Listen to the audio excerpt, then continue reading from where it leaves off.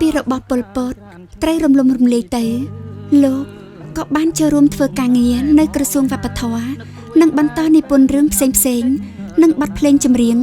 ដោយឥតខ្លាចនឿយហត់ដើម្បីរួមចំណែកលើកស្ទួយវប្បធម៌សិល្បៈនិងជួយដាស់តឿនអប់រំស្មារតីដល់យុវជនជំនាន់ក្រោយកុំឲ្យភ្លេចព្រលឹងនិងអត្តសញ្ញាណជាតិខ្មែរនៅឆ្នាំ2000លោកបានទទួលងារលើកទឹកចិត្តពីក្រសួងវប្បធម៌ជាវីរៈសិល្បករឯកទេសនិពន្ធនិងបានទៅចូលរួមទទួលពានរង្វាន់និពន្ធអាស៊ីអាគ្នេយ៍នៅក្រុងបាងកកប្រទេសថៃតែលោកពុំបានត្រឡប់មកមាតុប្រទេសវិញឡើយព្រោះលោកបានទទួលការគំរាមកំហែងដល់អាយុជីវិតពីមន្ត្រីអ្នកមានអំណាចម្នាក់ក្នុងរដ្ឋាភិបាលដោយសារតែលោកបានចេញផ្សាយប្រឡំលោករឿងពិតមួយឈ្មោះវាសនានាងម៉ារីណាដែលបរិហារិគុណយ៉ាងចំហពីព្រឹត្តិការណ៍រំលោភបំពានស្រោចទឹកអាស៊ីតយ៉ាងសាហាវព្រៃផ្សៃទៅលើយុវនារីទុនខ្សោយម្នាក់លោកព្រមទាំងក្រុមគ្រួសារបានត្រូវឧត្តមស្នងការជនភៀសខ្លួនរបស់អង្គការសហប្រជាជាតិផ្ដល់សិទ្ធិជ្រកកោនជាជនភៀសខ្លួននិងបានចេញទៅរស់នៅប្រទេសណ័រវេសបន្ទាប់ពីទ្រាំរស់អស់រយៈពេល75ឆ្នាំនៅប្រទេសថៃដែលលោកឆ្លៀតពេលតាក់តែងស្នាដៃនិពន្ធបានជាច្រើនទៀតផ្ញើទៅបោះពុម្ពផ្សាយនៅស្រុកខ្មែរผมได้บานធ្វើដំណើរពីសហរដ្ឋមកបានជួបនៃជួកូនយើងហើយអ្នកដឹករឿងរបស់យើងជាពិសេសបានជួបបងថ្ងៃនេះគាត់ថាបងកំពុងតែដឹករឿងមួយដែលមានចំណងជើងថាមានចលឡំនេះស្លៀកខ្យល់ឡំនេះហើយ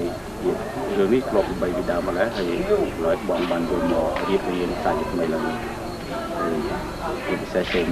បងប្អូននៅសហរដ្ឋមើលមុខគាត់ឲ្យច្បាស់គឺថាក្រែងលោកខ្លះឬតែឈ្មោះមិនទាន់បានឃើញគាត់ណាអ្នកទៅសេរឿងមិនសូវបានឃើញមុខដូចអ្នកសម្ដែងតួទេហើយថ្ងៃនេះខ្ញុំបានបញ្ជួបគាត់ផ្ទាល់នឹងសូមនៃបើមានដែលខ្លះទៅបងប្អូនយើងនៅសហរដ្ឋគាត់ចង់ឃើញបងគាត់ចឹង10សម្លេងបងដែរសូមអរគុណគុំអរគុណលោកខ្ញុំមានវារំភើបហ្នឹងគឺថាដូចមិនបានគិតទុកតែមុនថាបងអូនជិះមកហ្នឹងម្ល៉េះហើយគឺថាវាដូចជាមានអរិយអេមីសុងបាទតែការរំភើបមិនមែនថាខ្ញុំភ័យទេគឺថាការដែលយើងខានបានជួបយូរបាទព្រោះតែសិល្បករដូចគ្នាកាលណាយើងខានបានជួបយូរអញ្ចឹងគឺថាវាមានអរិយថារំភើបនៅក្នុងនាមជាសិល្បករនោះបាទអញ្ចឹងបានថាខ្ញុំគឺថាស្ទឹងតែមិនអាចមានពាក្យឲ្យនិយាយបានប៉ុន្តែដោយសារការជួបអញ្ចឹងគឺថាខ្ញុំគាត់នឹងជម្រាបថាខ្ញុំនៅរស់ទេបាទហើយបន្ទាប់ពីខ្ញុំនៅរស់នេះគឺថាខ្ញុំបានខំប្រឹងប្រែងស្ដារនៅវប្បធម៌ជាតិយើងនៅវិញផ្នែកវិស័យសិល្បៈទី7នេះហើយក្នុងពេលនេះគឺថាខ្ញុំបានប្រឹងប្រែងថតរឿងមួយរឿងនេះឈ្មោះថារឿងស្លៀកខ្យល់ដណ្ដមេឃជារឿងដែលខ្ញុំបានដំណើរការថតពីសង្គមមុនហើយបាត់បង់យូរទៅហើយប៉ុន្តែខ្ញុំស្ដារឡើងវិញហើយដូចថាខ្ញុំវាអត់មានពាក្យអីនិយាយច្រើនតែឃើញវាខ្លីអញ្ចឹងគាត់ថាសុំផ្ដាំផ្ញើតាមរយៈមិត្តវិសាគឺទៅបណ្ដាមិត្តយើងនៅឯសហរដ្ឋអាមេរិកពិសេសគឺខ្មែរយើងដែលស្នេហាសិល្បៈខ្ញុំចង់សុំនិយាយតែមួយម៉ាត់ទេគឺថាទោះបីយើងទៅនៅទីណាក៏ដោយយើងទៅគិតដល់សិល្បៈជាតិយើងធ្វើចំណាយកណ្ដាលពេលដែលយើងថតសិល្បៈជាតិយើងឬក៏យើងធ្វើសិល្បៈជាតិយើងឲ្យវាមានខ្លឹមសារជាពើជាតិណាកាត់គូលណាស្នាណាទោះបីយើងនៅក្នុងទឹកដីគេក៏ដោយប៉ុន្តែពេលណាដែលយើងថតចម្រៀងកាយវិការឬមួយក៏យើងថតជាខ្សែភាពយន្តឬមួយក៏យើងតែងជាល្ខោនអីគឺថាយើងធ្វើមកឲ្យបានគឺថាគេមើលស្គាល់ថាពើជាតិយើងគេហៅថាកុំឲ្យវាមានយ៉ាយដែលយើងមើលទៅគេឲ្យឃើញថាវាលក្ខណៈជាបុគ្គលបាទគឺថាបើសិនជាបងប្អូនទាំងអស់ធ្វើបានដូចជាដែលសំណុំពរដែលខ្ញុំនេះគឺថាខ្ញុំទេអន់ប៉ុន្តែខ្ញុំនៅឡើយគឺថាវាចិត្តនេះគឺថាវាចង់បានទៅឃើញបងប្អូននៅនោះដែរប៉ុន្តែមិនដឹងគិតយ៉ាងម៉េចគឺថាបានទៅដល់ប៉ុន្តែខ្ញុំក៏សូមបដិញ្ញាថាទោះបីខ្ញុំនៅឯនេះក្តីខ្ញុំប្រឹងប្រែងលើកពីវប្បធម៌ជាតិយើងហើយខ្ញុំតស៊ូរហូតដល់ខ្ញុំស្លាប់នៅក្រោមម្លប់ដើមថ្នោតគឺខ្ញុំអត់ទៅណាបាទអរគុណបងប្អូនបាទដល់ពេលរបបប៉ុលពតលំលលេទៅបានត្រឡប់ចូលមកវិញនឹងត្រឡប់ចូលមកវិញក៏បានមកធ្វើការនៅក្រសួងវប្បធម៌វិចិត្រសិល្បៈបានមួយរយៈទៅក៏មានបញ្ហាដែលត្រូវកិច្ចខ្លួនពីស្រុកទៀតដោយសារតែសេសភៅនេះប៉ះពាល់ រឿងសិទ្ធិសេរីភាពប៉ះពាល់នឹងរឿងរំលោភសិទ្ធិដែរឃើញគេធ្វើបាបក្មេងស្រីអីជះទឹកអាស៊ីតអីហ្នឹងក៏មានការឈឺចាប់ក៏ទៅសេទៅវាប៉ះពាល់នឹងគេរកវិធីបង្ក្រាបគេរកវិធីនេះបើថាប្រមាញ់ចង់កាប់សម្លាប់យើងនឹងម្ល៉េះនៅបានក៏នាំកូនប្រពន្ធនឹងឆ្លងដែនស្រុកថៃនឹងទៅនៅសំរស់ក្រោម UN ប៉ុន្តែនៅពេលដែលនាំម្នាក់កិច្ចខ្លួនព្រោះត្រូវគេតាមធ្វើបាបកិច្ចខ្លួនមកប្រទេសថៃនេះរត់លូនមកនោះក៏កូនមួយនោះគឺប៊ុនឈុនសូរិស័កហ្នឹងដែលមានអាយុ29ឆ្នាំហើយក៏ឈឺទរណទរាជាបាលបញ្ជាក៏ស្លាប់នៅក្នុងមន្ទីរពេទ្យថៃនៅស្រុកនៅខេត្តសុរិន្ទស្រុកសង្ខៈតែនៅសល់តែ6នាក់រហូតដល់សប្តាហ៍ហ្នឹងជំរាបសួរនាងខ្ញុំឈ្មោះប៊ុនឈឿនសូរីវិល័យគឺជាកូនស្រីទី6របស់កៅអីម្ចាស់សឹងសង្កែកូនប៊ុនឈឿននាងខ្ញុំជាអ្នកដែលតាមតល់នៅជាមួយលោកប៉ារហូតតាំងពីពេលដែលគាត់ភៀសខ្លួនមកប្រទេសថៃរហូតដល់ប្រទេសណ័រវេ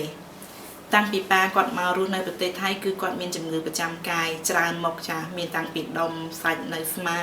ព្រោះគាត់ទៅសេច្រើនហើយមានជំងឺដុំសាច់នៅម្រងនោមហើយនឹងជំងឺផ្សេងទៀតកាលពេលប៉ានៅប្រទេសថៃគឺមានគ្រូបរិញ្ញាថៃដែលគាត់ស្រាវជ្រាវអំពីភាសាខ្មែរយើងគាត់បានមកផ្ទះពួកខ្ញុំហើយបានតាក់ទងស្គាល់គ្នាហើយពួកគាត់ចង់រៀនអំពី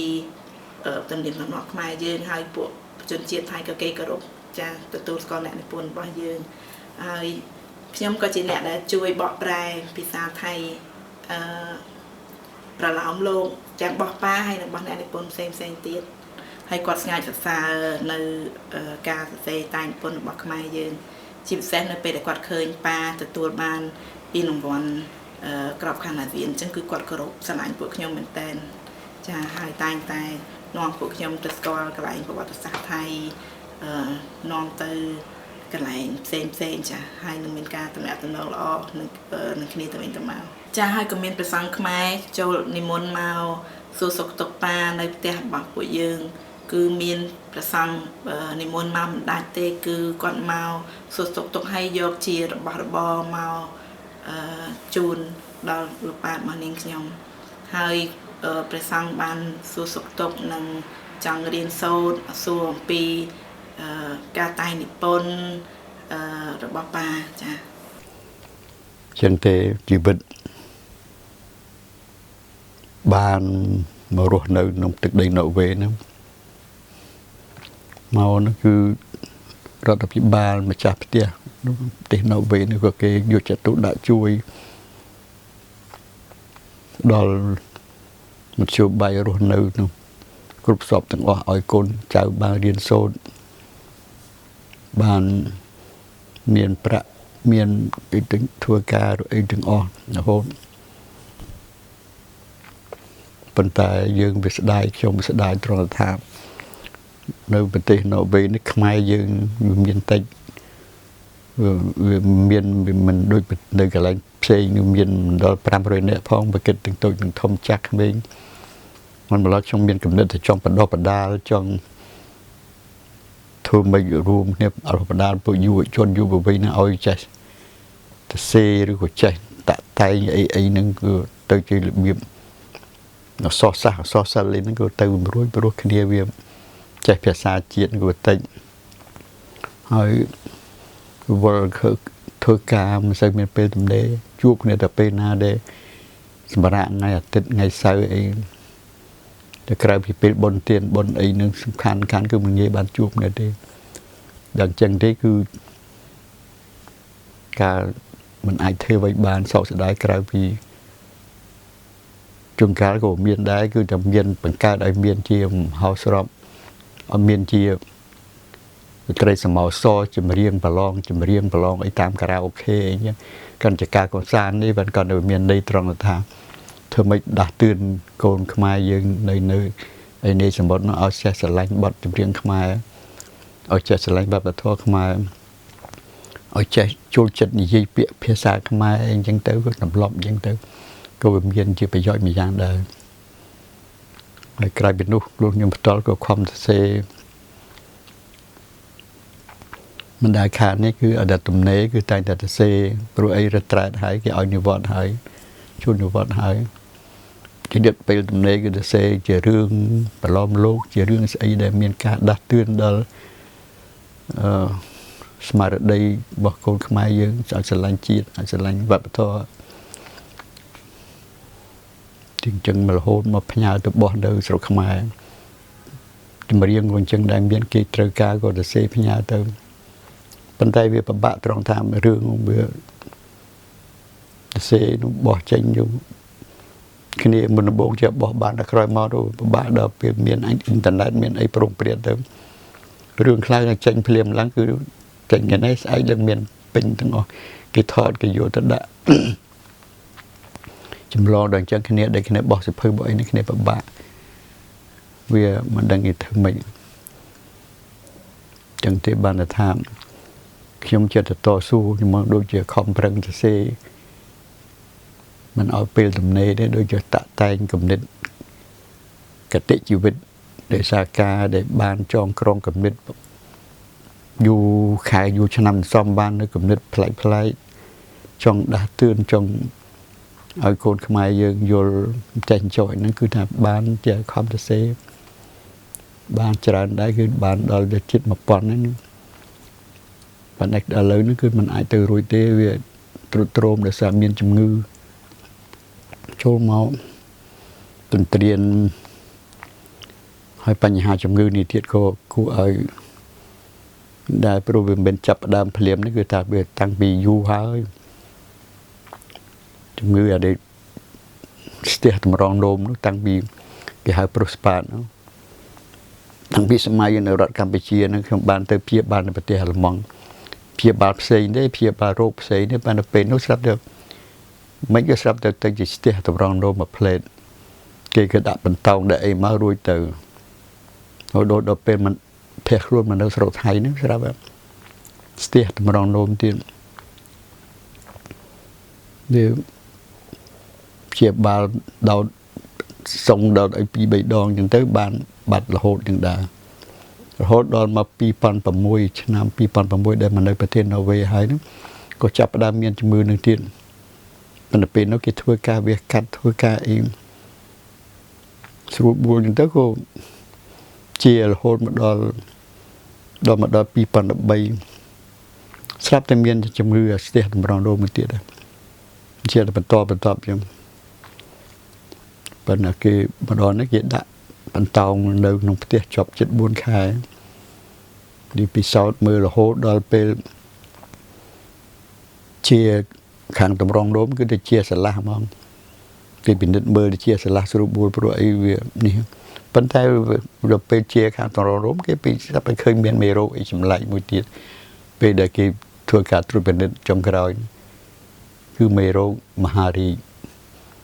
ដែលមិនដឹងជាកើតពីពេលណាផងព្រោះយើងអត់បានតាមដានអត់បានឲ្យពេទ្យគ្រួសារពិនិត្យវិจัยមើលព្រោះឲ្យពេលណាដែលទៅឆ្លោះទៅស្អីគេចេះថាអត់មានអីមានតែឈាមល្អមើលវល់បាញ់គិតទៅពីរឿងថាឈឺតម្រងនោមណាខាងតម្រងនោមជាហើយវាទៅមានមហារីកតែអញ្ចឹងវាហួសពេលវាជាប់លើអាកម្រិតពេកដែលថាពេទ្យគេថាវាហួសពេលព្យាបាលប៉ុន្តែគ្រាន់តែគេជួយធ្វើម៉េចគេជួយឲ្យយើងបាត់ការចុកចាប់ព្រោះអីវាបើគ្មានថ្នាំទេវាចុកចាប់ពិបាកទ្រាំសម្ងាយហ្នឹងគឺវាស្ថិតនៅក្នុងការដែលពេទ្យគេឲ្យថ្នាំអញ្ចឹងយើងលេបថ្នាំតាមកម្រិតគេឲ្យលេបដើម្បីជួយឲ្យការចុកចាប់តែរឿងជំងឺវាបាត់ឬយ៉ាងម៉េចថ្ងៃណាអីយ៉ាងម៉េចនោះមិនតាន់ដឹងទេពេលដែលពួកក្រុមគ្រួសារខ្ញុំមកដល់ប្រទេសណ័រវេគឺពួកខ្ញុំត្រូវបញ្ជូនទៅរៀននៅសាលាទាំងអស់គ្នាទាំងប៉ាទាំងម៉ាក់ហើយប៉ាគាត់យកចិត្តទុកដាក់រៀនភាសាណ័រវេហើយក្រុមគ្រូបង្រៀនទាំងអស់ក៏ចូលចិត្តគាត់ទាំងអស់គ្នាចាហើយពេលនោះក៏គាត់ជំងឺតម្រងនោមក៏ចាប់ផ្ដើមរើហើយគាត់ក៏ចូលមន្ទីរពេទ្យវះកាត់ហើយក៏បានទទួលជោគជ័យ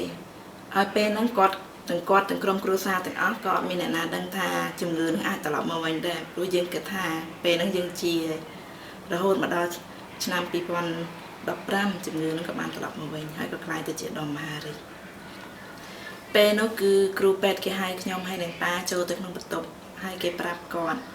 ថាគាត់កើតជំងឺមហារីកដំណាក់កាលចុងក្រោយគឺមហារីកនឹងបានស៊ីទៅដល់ឆ្អឹងឯងដូច្នេះគេអត់អាចធ្វើអីបាននេះគឺមានតែចាក់ថ្នាំពេលនេះខ្ញុំស្លុតមែនតើខ្ញុំស្លុតហើយខ្ញុំទៅហូរយំហើយខ្ញុំដឹងជានិយាយថាម៉េចព្រោះខ្ញុំត្រូវប្រាប់គាត់តើប៉ុន្តែប៉ាក៏អត់ស្លុតទេគាត់ថាគាត់ដឹងឯងថាធម្មតាកាត់ចាស់ឈឺស្លាប់គាត់ក៏បានត្រៀមខ្លួនដែរប៉ុន្តែគាត់ក៏ស្ដាយអត់ទាន់បានធ្វើអ្វីមួយជាបង្រៀនដល់កូនខ្មែរយើងហើយពេលនោះមហារីកគឺវាចាប់ផ្ដើមរាលដាលដល់តិចរហូតដល់មុនដំបូងគឺវាស៊ីនៅជើងដូច្នេះគាត់ក៏ចាប់ដើមស្ពឹកជើងយូរទៅក៏ដើរលេងបានហើយក៏ត្រូវប្រើតេស្តរុញនិយាយទៅគឺទៅពេទ្យច្រើនដងមែនតើទៅវិញទៅមកសឹងរាល់ថ្ងៃរយៈពេល2ឆ្នាំចុងក្រោយហ្នឹងហើយប៉ុន្តែប៉ាគាត់អត់ធន់ណាព្រោះគាត់ជាមនុស្សរឹងមាំហើយគាត់ទ្រាំនឹងថ្នាំគីមីដែលគេចាក់ឲ្យហ្នឹងអញ្ចឹងបានគាត់ទ្រាំរហូតបានរយៈពេល2ឆ្នាំពេលនោះខ្ញុំក៏បានតាក់ទងទៅបងប្អូននៅស្រុកខ្មែរហើយនឹងបងខ្ញុំទាំងអស់ដូចជាបងស្រីមុនឈឿនសូយ៉ាននៅហ្វាំងឡង់មុនឈឿនសូរីដានៅប្រទេសកម្ពុជាហើយមុនឈឿនសូមីរ៉ែននៅប្រទេសអាមេរិកហើយនឹងមុនឈឿនសូមីរ៉ែននៅប្រទេសបែលហ្សិកពួកគាត់ទាំងអស់គ្នាក៏ស្រស់ស្រួលគ្នាមកប្រទេសណ័រវេសទាំងអស់គ្នាពេលហ្នឹងដើម្បីមកជួបប៉ាព្រោះគាត់មិនអាចទៅណាបានហើយគឺធ្វើម៉េចប្រើពេលវេលាចុងក្រោយនេះជួបជុំក្រុមគ្រួសារហើយពេលនោះគឺបងប្អូនខ្ញុំទាំងអស់គ្នាគាត់បានមកបងស្រីខ្ញុំខ្លះគាត់មកដល់ភ្លាមគឺគាត់ទៅសំពះប៉ាដល់ពេទ្យធ្វើឲ្យប៉ាគាត់រំភើបគឺគាត់សប្បាយចិត្តណាស់ព្រោះតាំងពីបងប្អូនបងស្រីរបស់ខ្ញុំគាត់រៀបការមានគ្រួសារគឺពួកគាត់អត់ដែលបានជួបគ្នាជាលក្ខណៈជុំគ្នាតែម្ដងគឺមានតែជួបម្នាក់អត់បានជួបម្នាក់ហើយពេលនោះខ្ញុំក៏ចាត់កម្មវិធីតូចមួយលក្ខណៈគ្រួសារគឺបងប្អូនទាំងអស់ជួបជុំគ្នាពេលនោះប៉ាគាត់សប្បាយចិត្តមែនតើគាត់ថាស្ដាយព្រោះយូរហើយអត់ដែលបានជុំគ្នាទាំងអស់គ្នាហើយលើកនេះគឺគាត់សប្បាយចិត្តមែនតើបានកូនគាត់ទាំងអស់មកជួបជុំគ្នា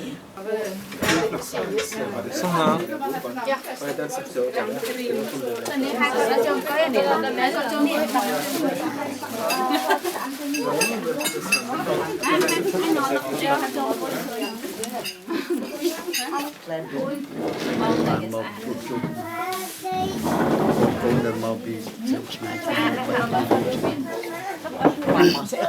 bạn chụp liềm cho cua sa từng song thang từng lo từng song thang được bảy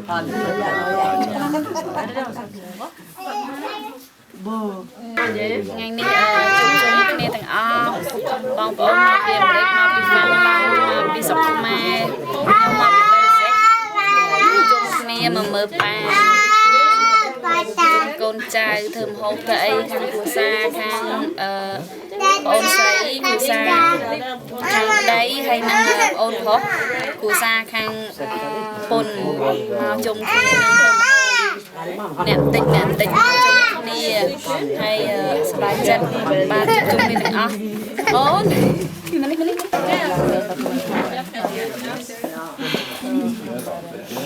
ម៉ាត់ទីទៅ ចេញចាំដឹង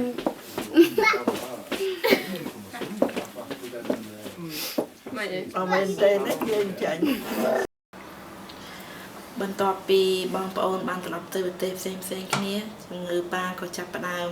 ធ្ងន់ទៅម្ដងបន្តិចមុនដំបូងគឺគាត់នៅផ្ទះសម្រាប់ផ្ទះតែដល់ពេលចុងក្រោយនេះគឺគាត់ខ្សោយទៅ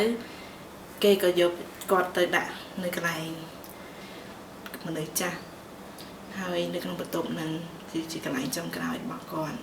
ពេលនោះគឺមានតែខ្ញុំហើយនឹងក្រុមគ្រួសារទេដែលទៅមើលគាត់រៀងរាល់ថ្ងៃខ្ញុំពេលដែលចូលទៅហ្នឹងគឺខ្ញុំសំណោះមែនតើហ្នឹងគឺធម្មតានៅពេលនៅពេទ្យហ្នឹងគឺប៉ាគាត់ប្រើកាយរបស់គាត់ខ្លួនឯងព្រោះថាប៉ាគាត់មានតូចហើយគាត់ចូលចិត្តប្រើសម្លៀកបំពាក់ខ្មែរយើង ពេលយើងចូលទៅក្នុងប៉ែតហ្នឹងគឺចូលទៅដល់ខ្ញុំគឺយើងឃើញគេបោកខោខោចៅរបស់គាត់ហ្នឹងហើយនឹងកម្មាខ្មែរនេះដែលគាត់អាសាប្រើ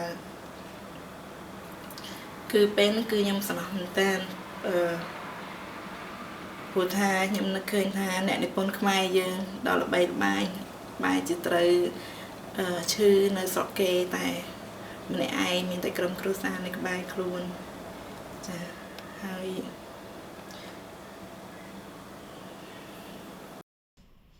ចារាល់ថ្ងៃនាងខ្ញុំតែងតែនឹកដល់លោកឪពុកខ្លាំងណាស់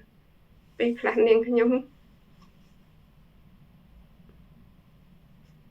ស្ដាប់ចម្រៀងក៏នាងខ្ញុំសឹកទឹកភ្នែកនាងខ្ញុំនឹកលោកឪពុកខ្ញុំណាស់លោកឪពុកខ្ញុំជាមនុស្សល្អហើយគាត់ស្រឡាញ់ខ្ញុំណាគាត់មកមើលថែខ្ញុំគាត់មកមើលថែខ្ញុំ4 ដងគាត់ជីកប៉ាល់ហោះពីណក់វេមកគាត់មើលថែតែ2នាក់កូនហើយនឹងឪពុកខ្ញុំមានអនុស្សាវរីយ៍មកគាត់ច្រើនខ្ញុំនឹកគាត់គ្រប់ពេលហើយកាលនោះខ្ញុំឈឺកូនខ្ញុំគេយកទៅមើលទាំងពីរអញ្ចឹងប៉ាគាត់ណាត់ខ្ញុំគាត់សុខចិត្តមកមើលខ្ញុំដល់នេះមើលម្ដង3 ខែបានគាត់ត្រឡប់ទៅវិញ3 ខែបានគាត់ត្រឡប់ទៅវិញ